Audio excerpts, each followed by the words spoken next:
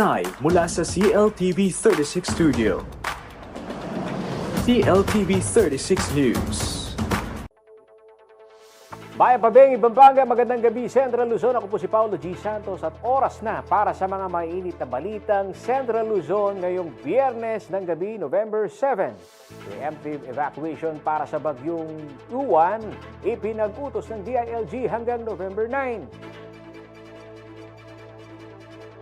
Posibleng epekto ng bagyong Uwan, pinaghahanda na rin ng PNP. Tax evasion case isinampa sa tatlong dating opisyal ng Bulacan 1st District Engineering Office. Mahigit 800 kabataan sasabak sa PNPA CAT sa San Fernando, Pampanga. Paldas, aparangal, alay sa yumaong poeta loreado Felix Garcia. Kaugnay po ng posibleng magiging epekto ho ng bagyong Uwan, inatasan ho ng DILG ang mga lokal na pamahalaan na agarang ilikas ang kanilang mga residente na nasa high-risk areas at ihanda ang mga pasilidad para naman po sa kanilang kaligtasan. Narito po ang balita. Inatasan ng Department of the Interior and Local Government ang mga LGU na tapusin ang preemptive o mandatory evacuation sa mga high-risk community hanggang sa November 9. Bago pa man lumalang epekto ng papalapit na bagyong Uwan. Kasunod ito ng utos ni Pangulong Ferdinand Marcos Jr. matapos ang isang situation briefing kasama ang mga ahensya nitong Huwebes, November 6. Ayon sa latest forecast ng Pag-asa, inaasahang papasok ng Philippine Area of Responsibility o parang naturang bagyo ngayong Biyernes, November 7 o sa umaga ng Sabado, November 8. Posible rin itong mag-develop bilang isang super typhoon. Iginiit ng DILG na hindi dapat hintayin ng mga LGU na lumala ang panahon bago magsagawa ng paglikas. Dapat din naman ang tiyakin na may sapat na supply ng kuryente at maayos na pamamahala sa evacuation centers, lalo na sa mga flood-prone at landslide-prone areas. Babala ng Pag-asa, posibleng maranasan ang paglala ng panahon sa silangang bahagi ng Luzon pagsapit ng linggo. Habang inaasahan namang makakaapekto ng mas matindi ang bagyo sa Northern at Central Luzon sa Lunes at Martes. Posible ring magkaroon ng storm surge at coastal flooding. Ipinag-utos din ng DILG ang pagpapatupad ng no-sailing policy at pansamantalang suspension ng outdoor tourism activities sa mga lugar na maaaring tamaan ng bagyo, gaya sa Dingalan, Aurora, na nagpatupad na ng precautionary measures matapos i-anunsyo ang suspension sa lahat ng tourism activities simula ngayong Biyernes, November 7. Nagpaalala rin ang ahensya na manatiling nakatutok sa official advisories, sumunod sa mga otoridad at unahin ng kaligtasan habang papalapit ang masamang panahon. Raymond Tasoy, CLTV 36 News. Kasunod ng inaasahang pagtama ng posibleng super typhoon na bagyong Uwan, ngayong weekend mga kaibigan, ipinag-utos ho ng Philippine National Police sa lahat ho ng unit nito sa buong bansa na mas paigtingin ang paghahanda kasabay ho yan ng humanitarian operations sa lugar na sinalanta ng o posible hong salantain ng bagyong Tino. Ito hong sinalanta ng bagyong Tino. Ayon ho kay PNP Acting Chief Lieutenant General Jose Melencio Nartates Jr., hinabisuhan na ang mga regional office na suriin ang tamang deployment ng mga pulis upang maiwasan ang kakulangan ho ng tauhan at kagamitan sa parehong relief effort at preemptive operations. Kabilang na ho dito ang pagpoposisyon ng rescue vehicle, communication equipment at iba pang logistic supply sa mga high-risk area. Kasabay nito, pinatitiyak ng PNP ang presensya ho ng mga pulis sa mga apektadong lugar upang maiwasan pa rin ang anumang krimen gaya ho ng panloloob at mapanatili ang kaayusan habang papalapit ho ang bagyo. Patuloy naman hong umanong nakikipag-ugnayan ang kapulisan sa National Disaster Risk Reduction and Management Council o NDRRMC at mga lokal na pamahalaan para ho sa rescue coordination, relief at recovery operations, lalo na't posible umanong lumakas ang bagyong Uwan pagpasok ho nito ng Philippine Area of Responsibility o PAR. Bubuksan ng Government Service Insurance System o GSIS. Nationwide ho yan, mga kaibigan, itong emergency loan program para ho sa kanilang active member at pensioner. Kasunod ho ito ng pagdeklara ng Pangulong Ferdinand Marcos Jr. ng State of National Calamity dahil ho sa pananalasa ng Bagyong Tino at ang ito pong banta rin mga kaibigan, ito pong Bagyong Uwan. Ayon ho kay GSIS President at General Manager Vic Veloso, mahalaga ang agarang tulong pinansyal para ho sa mga kawani ng gobyerno at retiradong naaapektuhan ho nitong pinsalang dulot ng serye ho ng kalamidad. Sa ilalim ho ng programa, maaaring umutang ng hanggang 20,000 piso ang mga qualified active member, hanggang 40,000 pesos ang mga existing loan na may magre-renew na ibabawas naman ho yan, ibabawas ho sa natitirang balanse. Kinakailangang aktibo sa serbisyo mga kaibigan ng mga aplikante, hindi naka-unpaid leave, walang anumang criminal o administrative case, sapat ang premium contribution at hindi bababa ho sa 5,000 pesos ang take-home pay. Papayagan ho ang mga aplikasyon mula November 7, 2025 hanggang February 7, 2026 sa pamamagitan ho yan ng GSIS Touch mobile app. Babayaran ang loan sa loob ho ng 36 months na may interest na 6% na interest kada taon. Kasunod ng deklarasyon ni Pangulong Ferdinand Marcos Jr. ng State of National Calamity, agad na ipinatupad ho ng Department of Trade and Industry o DTI ang automatic price freeze sa lahat ho ng mga pangunahing bilihin. Ayon ho sa ahensya, mananatili itong epektibo sa loob ho ng 60 araw o hanggang sa bawiin ho ni BBM ang kanyang kautusan. Tiniyak ho ng DTI na nakikipag-ugnay na sila sa mga manufacturer, retailer at distributor upang mapanatiling sapat ang supply sa gitna ho ng inaasahang pagtaas ng demand. Naka-alerto na rin ang mga regional at provincial office ng ahensya para bantayan naman ho ang posibleng paglabag at tiyaking protektado ang mga consumer. Makisali sa diskusyon ng ating pong balita, i-post ang inyo pong komento at reaksyon sa inyo pong napapanood na mga balita sa ating pong social media platform. Sa Facebook at CLTV36 Official at CLTV36 News at sa atin naman pong X at CLTV36, sa Instagram at sa aming pong YouTube channel at CLTV36 Official. Manatili po kayo nakatutok para sa iba pang balita ngayong araw.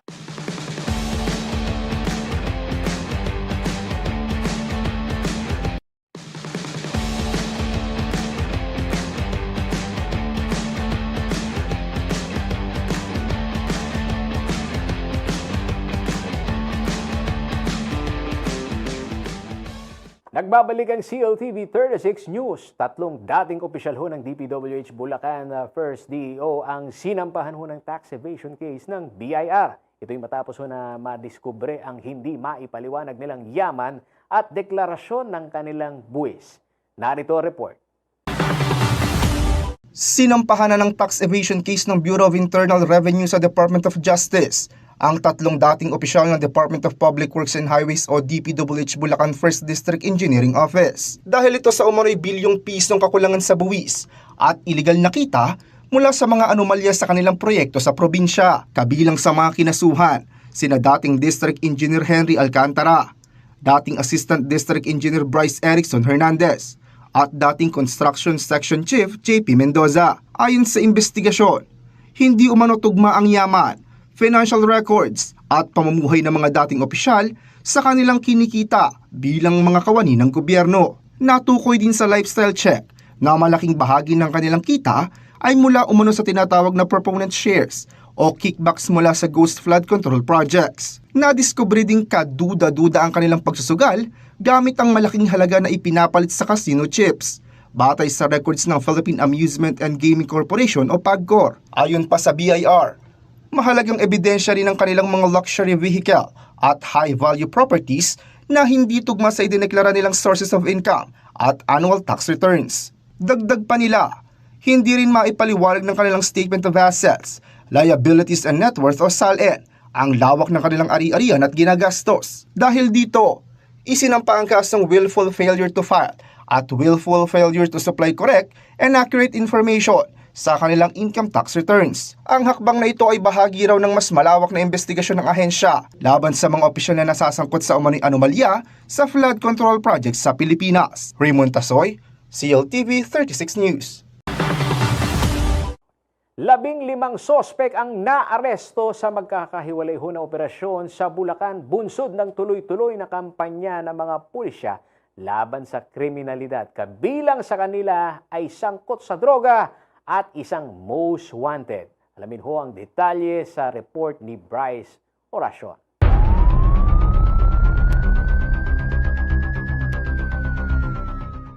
Timbog ang 3 drug suspects sa isinagawang buy-bust operation ng Station Drug Enforcement Unit, SDEU ng Malolos City Police sa Barangay Bangkal, Malolos, Bulacan, pasado alas 7 ng gabi nitong November 5. Pawang mga residente ng lungsod ang mga suspect at nakumpiska sa kanila ang 8 pirasong plastic sachet ng hinihinalang shabu na tumitimbang ng tig-6 na gramo at nagkakahalaga ng 40,800 pesos, gayon din ang buy-bust money na ginamit sa operasyon.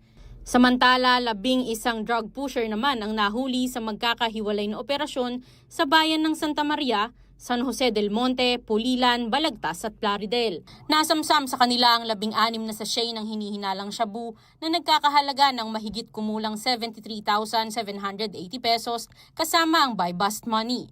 Kinasuhan na sa Office of the Provincial Prosecutor ng Bulacan ng mga suspect ng paglabag sa Section 5 at 11, Article 2 ng RA 9165 o Comprehensive Dangerous Drugs Acts of 2002. Sa Marilao naman, naaresto ang isang suspect na residente ng Barangay Prensa 1 matapos mahuling nagbebenta ng peking sigarilyong modern brand. Nasabat sa kanya ang 5 kahon ng peking yosi na naglalaman ng tig-50 rim bawat kahon.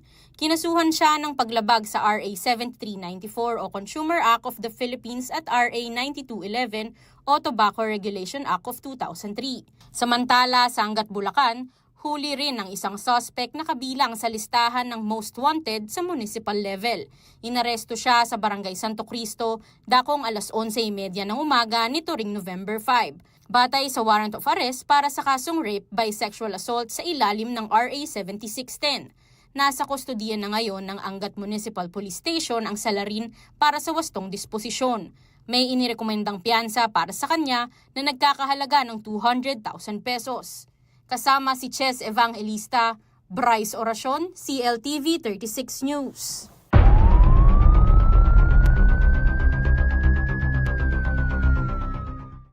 Habang naghahanda ang bansa sa paglapit ho ng panibagong bagyong si Uwan, sa kalupaan, hinikayat din po ng mga otoridad ang publiko na gamitin ang Hazard Hunter PH ng DOST.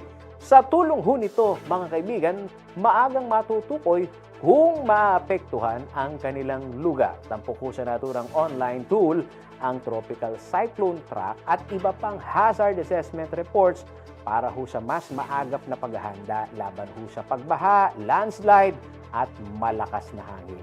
Makisali sa diskusyon at sa ating pong mga balita, i-post ang inyo pong mga komento at reaksyon sa inyong napapanood na mga balita dito ho sa aming pong mga social media platform. Sa CLTV36, opo, Facebook at CLTV36 Official at CLTV36 News. At sa aming pong account dyan ho sa X at CLTV36. At sa aming pong Instagram at sa aming YouTube channel at CLTV36 Official. Manatiling nakatutok para sa iba pang balita ngayong araw.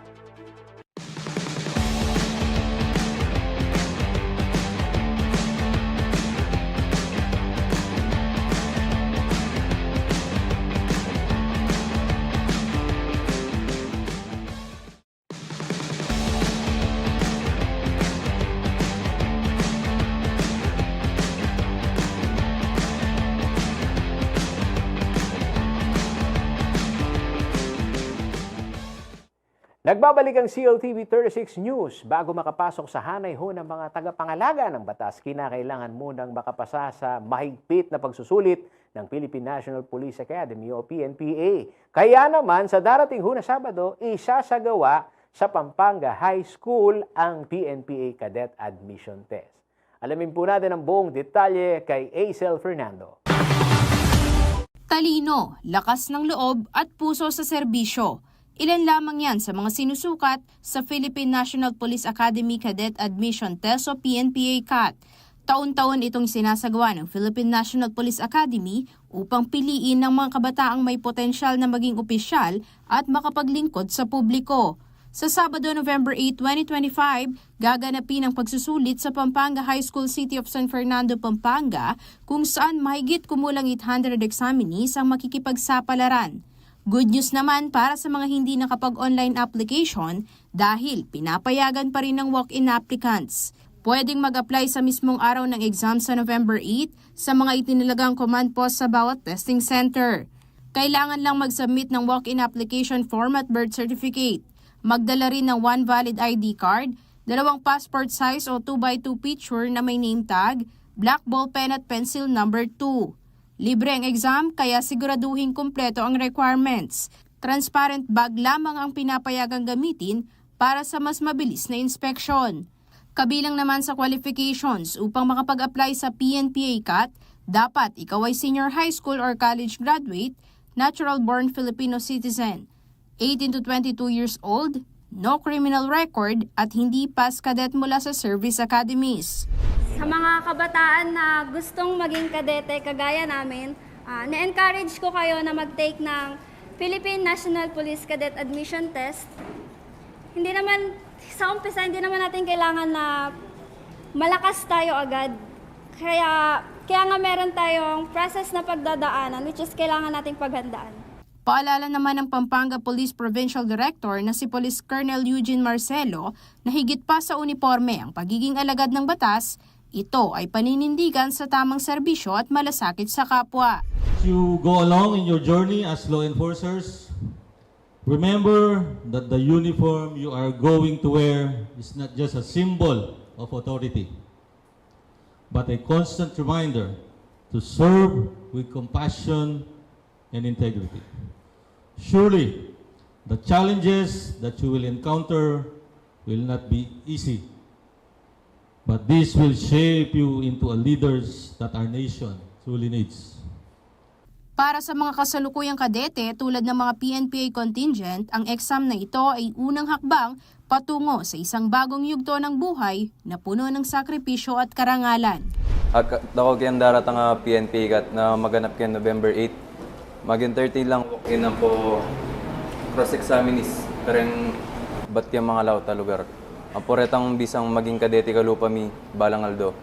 Para ako personaling impact na ng PNPA, mas maging probing pa nga tao kayong gilob. Tapos mas ma-instilling disiplina kayang sarili mo.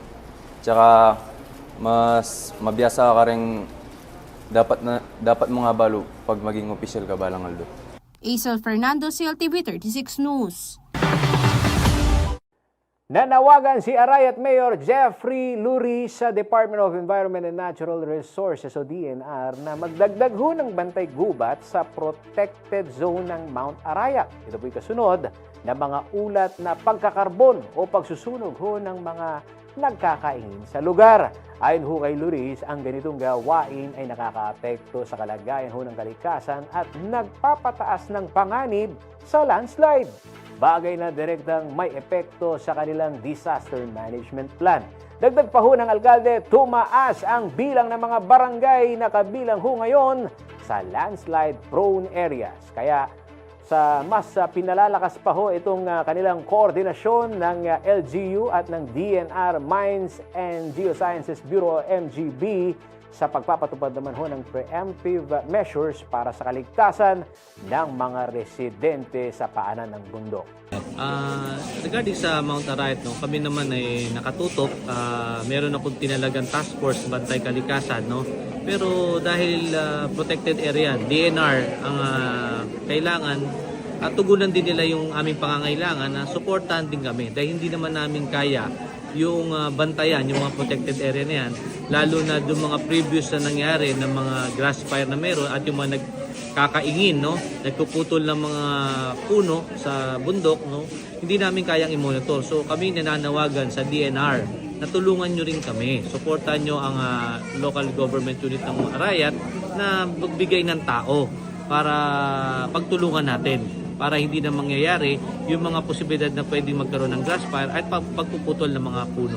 May initiative ba ang LGU na so far nag-assess tayo ng mga property doon na napagtayuan ng bahay? Kasi no-build zone ho yun, tama, Mayor? Oo, meron. So kami no, sa aking binigyan kong direktiba ang MDR-MMO no, na pinresent din namin yon sa Kapitolyo na merong mga namumutol na mga puno sa ibabaw sa bundok at doon sila nagtatanim, ginagawang negosyo, bawal kasing bawal. So nagtayo sila ng kubo nila ron, nagtayo ng mga pananim nila na yun daw ang kabuhayan nila. Pero dahil protected yun, so kami binawalan namin at nireport namin sa Capitol.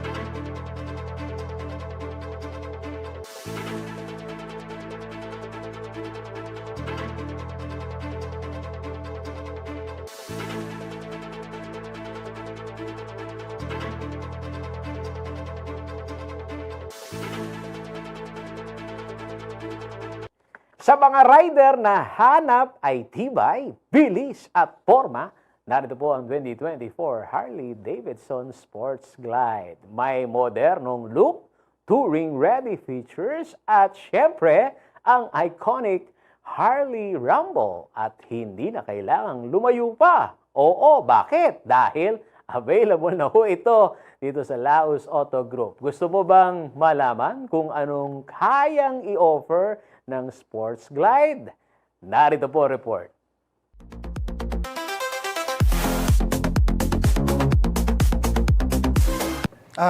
Warren Salazar, Sales Executive of Harley-Davidson, Pampanga.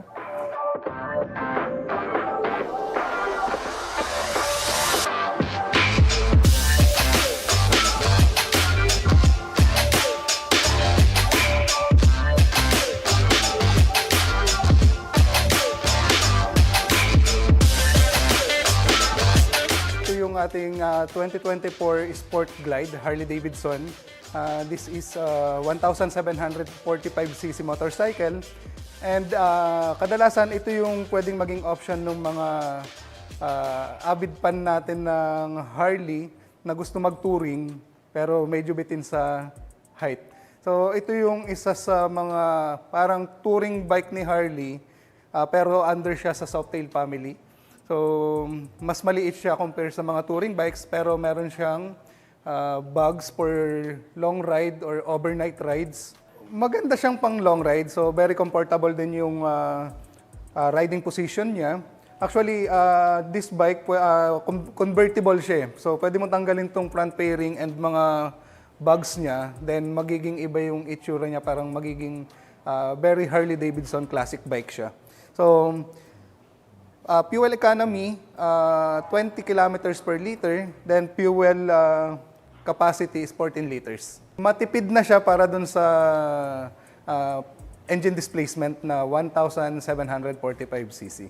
Actually, yung mga motorcycle natin sa Harley-Davidson, maraming option. Isa sa pinakamaraming accessories ang Harley-Davidson which is available dito sa dealership natin sa Harley-Davidson of Pampanga. So, lahat from exhaust to performance parts, meron po tayo dito sa Harley-Davidson under Screaming Eagle. So, punta lang kayo dito, kaya natin gawin lahat yan dito sa ating service department. Itong Sport Glide natin, very classic look siya. So, ito yung tinatawag na undying classic look ni Harley. So, simple lang siya, simple analog panel, pero digital na rin pagdating sa speedometer, sa TPMS. So, may mga fuel gauges na rin siya. Digital na yon. Pero kung mapapansin mo, analog pa rin dahil kumbaga yun yung pinaka-signature ni Harley. Available rin tong Sport Glide natin, cash, bank financing, or credit card. So kung ano po yung preferred bank ninyo, pwede kayo mag-apply doon for installment, maximum of 3 years, and usually 30 to 20% down payment ang hinihingi ni bank. Then kapag nag-purchase po kayo dito sa Harley-Davidson, Pampanga, meron na rin kasama tong 3 years LTO registration, 1-year TPL insurance, and 1-year Laos Care Program, tsaka 1-year Hug International membership. So, yung mga naghahanap dyan ng touring bikes na medyo mas magaan dalhin, pasyal kayo dito sa Harley-Davidson and tignan po ninyo itong ating Sport Glide model.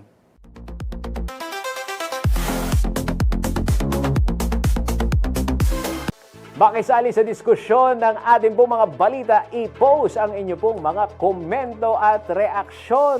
Ang inyo pong napapanood na mga balita sa aming pong social media platform. Paano? Sa aming pong social media page na Facebook, mga kaibigan. Oo, at CLTV36 Official at CLTV36 News. Sa X, at CLTV36. Sa aming pong Instagram at sa aming pong YouTube channel at CLTV36 Official. Manatiling nakatutok para sa iba pang balita ngayong araw.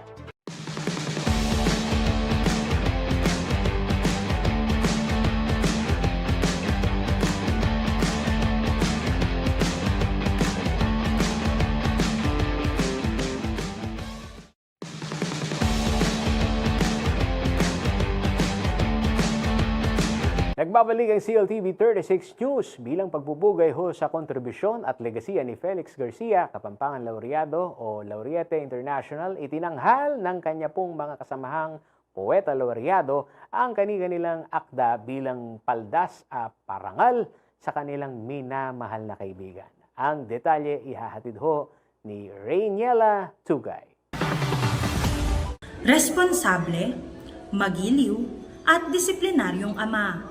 Ganito inilarawan ni Bel Garcia ang kanyang tatay na si Felix Garcia, isang iginagalang na poeta laureado international, nang makapanayam namin siya sa burol ng kanyang ama nitong Huwebes, November 6, sa kanilang tahanan sa Santo Niño, San Simon, Pampanga. Si tatay naman kasi, kanyan walang masamang tinapay sa kanya. Yun lang ang isang may pagmamalaki ko.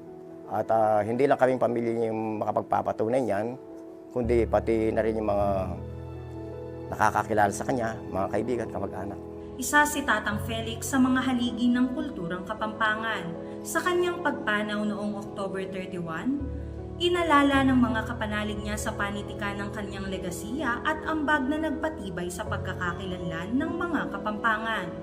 Sama-samang nag-alay ng Kapampangan Poetry Tribute o Paldas sa Parangal ang kanyang mga kaibigan at kasamahang poeta laureado. Tula ang pumuno sa katahimikan ng gabi. Sa bawat pagsambit ng kanilang mga akda ay tangis ng pasasalamat, paggunita at pangakong ipagpapatuloy ang sinimulan niyang pagmamahal sa wikang Kapampangan.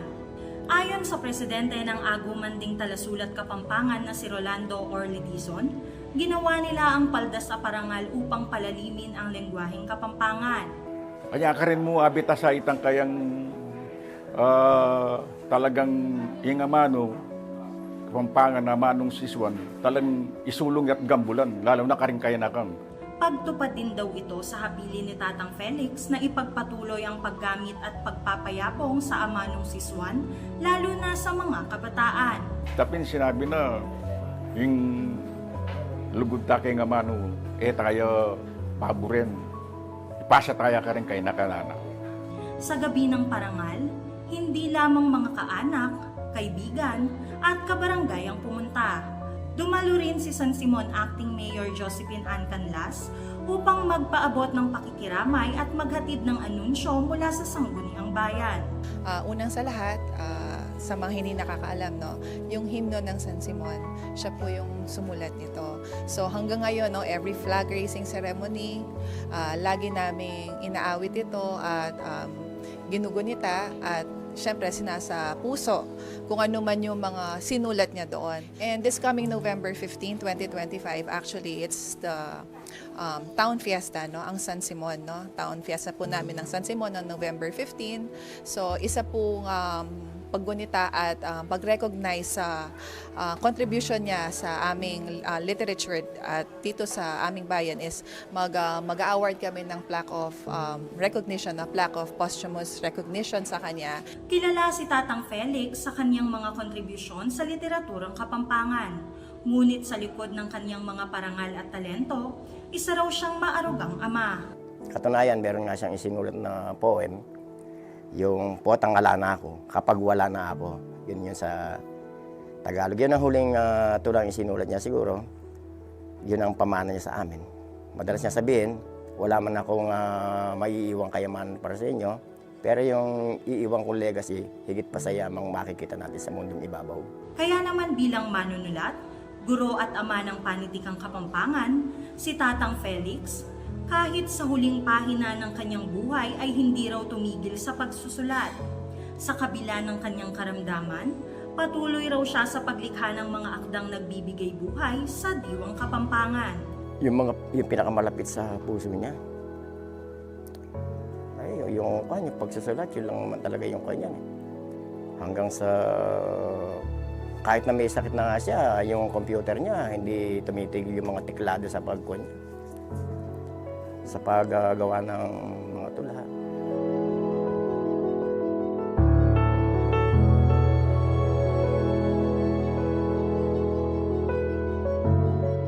Rainiela Tugay, CLTV 36 News. Tampok ang iba't ibang balak at products sa inorganisahong Youth Heritage Forum ng University of Santo Tomas College of Tourism and Hospitality Management at Mabalacat City College League of Hospitality Management sa Tabnuan Cultural Center ngayong Biyernes ho yan, November 7. Katuwang ho sa programang ito ang pinamagatang APAG, Pagtanaw sa Kulturang Mabalacat. Pagbibigay ho ng ilaw sa pinagmulang tahanan ang City Government of Mabalacat, City Youth Development Office at City Tourism Office. Bukod ho sa pagtatampok ng mga local products, layon ho ng aktibidad na ipaalala ho sa mga kabataan ang kahalagahan ng pangangalaga sa mayamang pamanang kultura ng lungsod. Isa po sa mga naging tagapagsalita sa forum ang history consultant ng Holy Angel University Ohio na si Kuyang Alex Del Rosario Castro. Samantala, ibinahagi naman ho ni Tricia Marie Casas, head ho ng UST Helios Production, na hindi lamang ito basta subject requirement kundi isang paraan upang lalong mapaigting ang pagpapausbong ng kultura ng mga Mabalaqueño.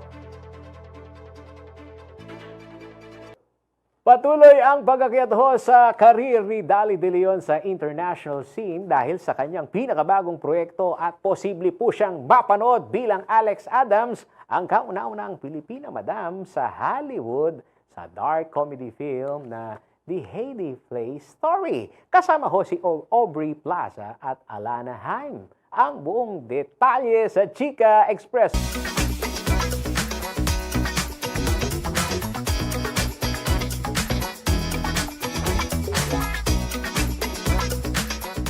Patuloy na itinataguyod ni Dolly De Leon ang tunay na Filipino representation sa Hollywood. Kinumpirma ng award-winning actress na nakikipag-usap siya para gumanap bilang Alex Adams, ang kauna-unahang Filipina madam sa Hollywood sa dark comedy film na The Heidi Fleiss Story. Sa kanyang Instagram post, ibinahagi ni Dolly na proud siyang ma-represent ang naturang Pinay character sa big screen. Makakasama niya sa proyekto sina Aubrey Plaza ng second installment ng series na White Lotus at Alana Haim na miyembro ng bandang Haim na critically acclaimed sa pelikulang Licorice Pizza. Gagampanan ni Dolly si Madam Alex, isang larger-than-life Beverly Hills madam na naging mentor ni Heidi Fleiss bago siya pagtaksilan nito. Inilarawan si Madam Alex bilang matapang, matalino at Madam of all Madams. Ang pelikula ay nakasentro sa Los Angeles noong 1993 at iikot sa kwento ni Heidi Fleiss na gaganapin ni Plaza, isang batang babae na inaresto matapos mapatunayang nagpapatakbo ng high-end prostitution ring. Sa tulong ng Jacqueline na gaganapin naman ni Haim, isang aspiring writer na gustong isulat ng kanyang kwento, gagamitin ni Heidi ang kanyang koneksyon at impluensya upang maligtas ang sarili sa kaso. Si Dolly ay patuloy na umaani ng papuri sa international scene matapos ang kanyang breakout role sa Triangle of Sadness, kung saan siya ay nominado sa BAFTA at Golden Globe Awards. Kamakailan lang din siyang napanood sa Nine Perfect Strangers kasama ang sikat na aktres na si Nicole Kidman. Kasama rin siya sa cast ng Netflix Avatar The Last Airbender Seasons 2 at 3. Para sa Chika Express, ako po si Zachary Carlos, CLTV 36 News.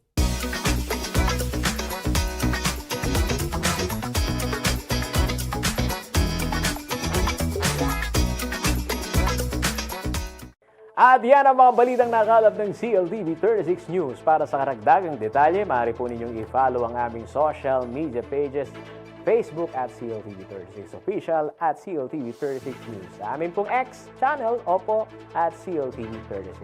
Instagram at CLTV36 Official. At kung nais po ninyong balikan ang mga programa ng CLTV36, pwede po ninyong bisitahin ang aming pong YouTube channel at CLTV36 Official at ang aming pong website, www.cltv36.tv. I-promote ang inyong negosyo para mas marami pong maabot sa TV at sa social media sa pamamagitan ng pagkikipag-partner sa CLTV36. Magpa-advertise na rin kayo at i-feature ang inyo pong mga produkto at serbisyo sa amin pong mga news at public affairs program. Para po sa mga inquiries po ninyo, papaano? Mag-message po kayo sa amin pong mga social media page, sa Facebook page na CLTV36. O kaya tumawag ho kayo at mag-text dito ho sa mga numerong nakikita ho ninyo sa inyo pong TV screen. Mapapanood din ho ang mga programa ng CLTV36 nationwide via Signal Channel 115 at sa ating pong 39 cable partners.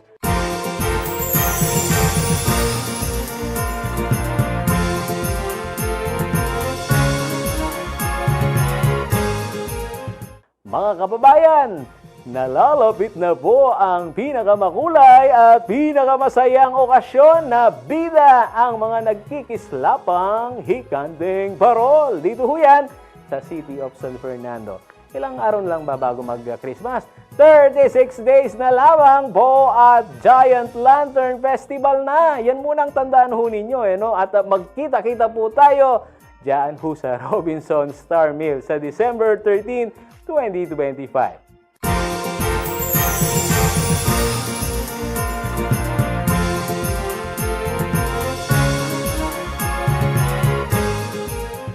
Kasama ho ang buong pwersa ng CLTV 36 News and Current Affairs. Ako po si Paolo G. Santos. 48 days na lang. Paskong Pasko na. Marami pong salamat.